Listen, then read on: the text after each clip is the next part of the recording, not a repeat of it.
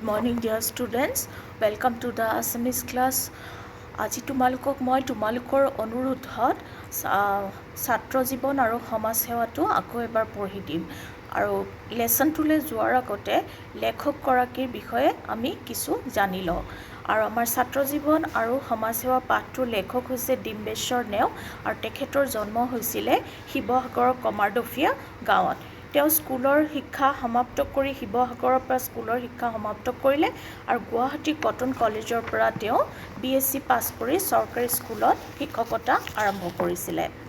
তাৰপিছত তেওঁ MA আৰু BT পাছ কৰি পেলাই শিক্ষকতা চাকৰি কৰিয়ে তেওঁ যোৰহাটৰ পৰা অৱসৰ লয় আৰু কলেজীয়া সময়ৰ পৰাই তেওঁ কি কৰিছিল, বাঁহী আলোচনীত প্ৰবন্ধ আৰু কবিতা প্ৰকাশ কৰিছিলে আৰু এই নেওগদেৱে কিছুমান লিখা কবিতাৰ পুথি হ'ল মালিকা, থুপিতৰা, ইন্দ্ৰধনু, মুকুতা, শ্বহীদ কাৰবালা, থাপনা আদি। আধুনিক অসমীয়া সাহিত্যৰ বুৰঞ্জী, তাৰপিছত বৈষ্ণৱ ধৰ্মৰ আঁতিগুৰি, বৈষ্ণৱ ধৰ্মৰ কৰ্ম বিস্তাৰ,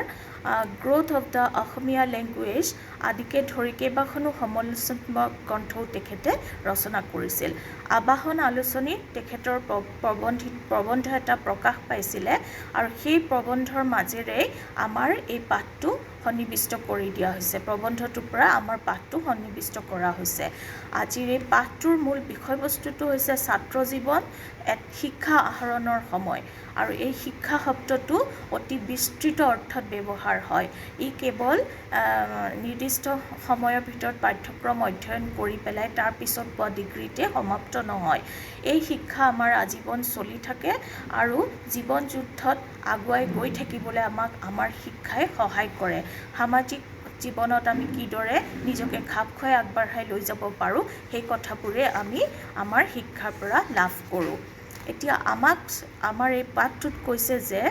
ছাত্ৰ জীৱন বা আমি পঢ়ি থকা সময়ছোৱা হৈছে আমাৰ শিক্ষাৰ সময় আৰু সেই সময়ছোৱাত আমি বেলেগ কোনো কথাত মনোযোগ দিব নালাগে। এই সংক্ৰান্তত আমাৰ সমাজত এফাকি প্ৰচলিত প্ৰবচন আছে য'ত কোৱা হয় পঢ়াই পঢ়ে ৰুৱে পাণ, এই তিনিয়ে নিশ্চিন্তে আন। তাৰমানে যিজনে পঢ়ে, যিজনে পঢ়ায় আৰু যিজনে পাণ গছ ৰুৱে তেওঁলোকে কিন্তু বেলেগৰ ফালে মনোযোগ দিলে, বেলেগ কথাত মনোযোগ দিলে তেওঁলোকে নিজৰ লক্ষ্যৰ পৰা ভ্ৰষ্ট হয়। কাৰণ ছাত্ৰজনে সদায় পঢ়াতে মনোযোগ দিব লাগিব, শিক্ষকে সদায় পঢ়োৱাত মনোযোগ দিব লাগিব আৰু পাণ পুলি এটা লালন পালন কৰি উঠাই তাক জীয়াই ৰখাটো অতি কষ্টকৰ কাম যিহেতু, সেইকাৰণে পাণ ৰোৱা ব্যক্তিজনৰো মনোযোগটো একান্তভাৱে সেই পাণ পুলিটোৰ ওপৰত থাকিব লাগিব। সেইকাৰণে এই প্ৰবচনফাকি কোৱা হৈছে। এতিয়া এই ছাত্ৰসকলে আমাৰ গোটেই জীৱনটো হৈছে এটা শিক্ষা। আমি শিক্ষাটো এনেকৈ ফেক্টৰীৰ ভিতৰত আমি ক্ৰিয়েট কৰিব নোৱাৰোঁ। জীৱনৰ কাৰণে উপযুক্ত মানৱ হিচাপে আমি এটা ফেক্টৰীত সোমাই পেলাই নিজকে গঢ়িব নোৱাৰোঁ। আৰু বৰ্তমান আমাৰ শিক্ষা ব্যৱস্থাটো বৰ কেৰুণযুক্ত বুলি কৈছে, দুখমুক্ত নহয়। মানে এতিয়া এনেকুৱা হৈ গৈছে যেন পঢ়াশালীবিলাক একোটা ফেক্টৰী, তাৰ পৰা ল'ৰা ছোৱালীবোৰ এটা কমপ্লিট বস্তু হৈ পেলাই ওলাই আহে, প্ৰডাক্ট হৈ পেলাই ওলাই আহে, যিটো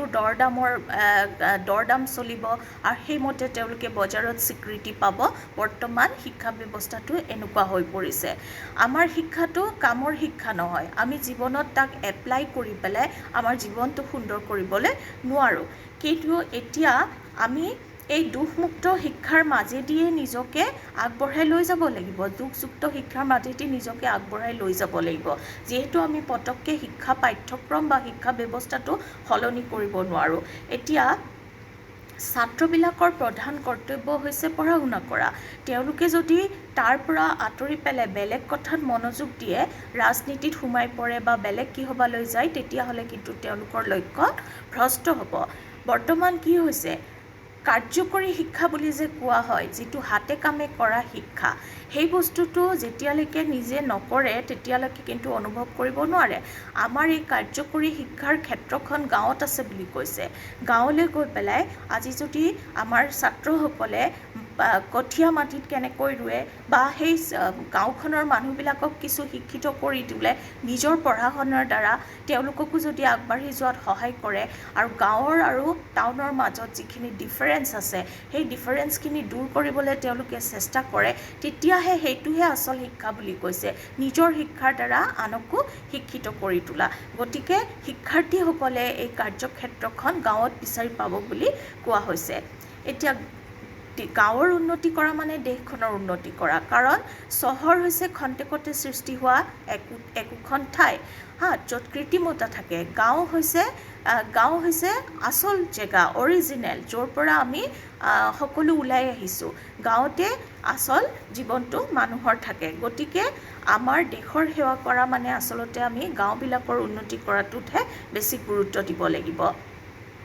সমাজ সেৱা আৰু দেশক সেৱা হৈছে প্ৰকৃত শিক্ষা আৰু আমি এইদৰে নিজকে দেশৰ সেৱাৰ কাৰণে সমাজ সেৱাৰ কাৰণে প্ৰস্তুত কৰি তুলিব লাগিব বুলি আমাৰ এই পাঠটোত কৈছে আৰু এটা কথা আমাক কৈছে যে প্ৰকৃত নৰক সেৱাই হৈছে প্ৰকৃত নাৰায়ণ সেৱা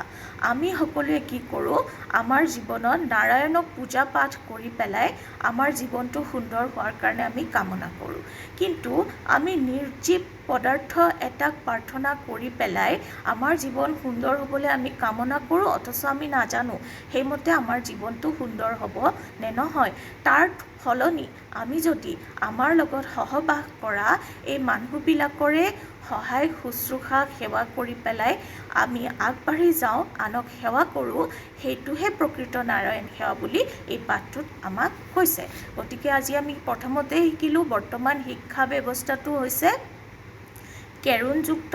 যদিও কেৰুণযুক্ত শিক্ষা ব্যৱস্থা তাৰ মাজেদি আমি নিজক শিক্ষিত কৰি আগবাঢ়ি যাব লাগিব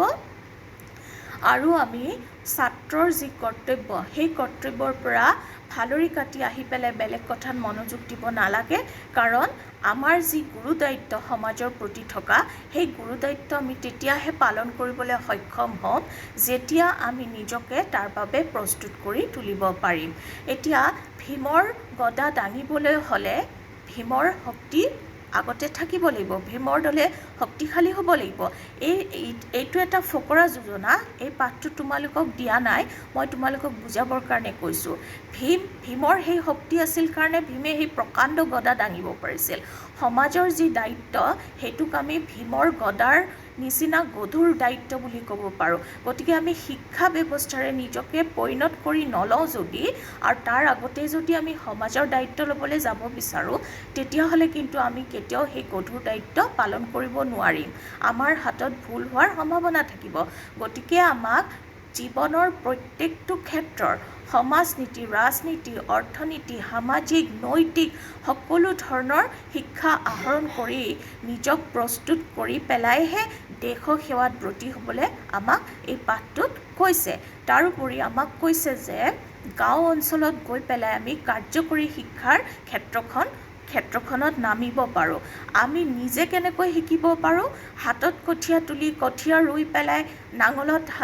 হাত জুৰি পেলাই সেইখিনি আমি তাৰ মূল্যটো আমি বুজি পাব পাৰোঁ ঠিক তেনেকৈ আমাৰ শিক্ষাৰে আমি গাঁৱৰ অনুন্নত ঠাইৰ মানুহবিলাকক বা অনুন্নত শিক্ষাৰ পোহৰ নেদেখা মানুহবিলাকক আমাৰ শিক্ষাৰে পোহৰ কৰি পেলাই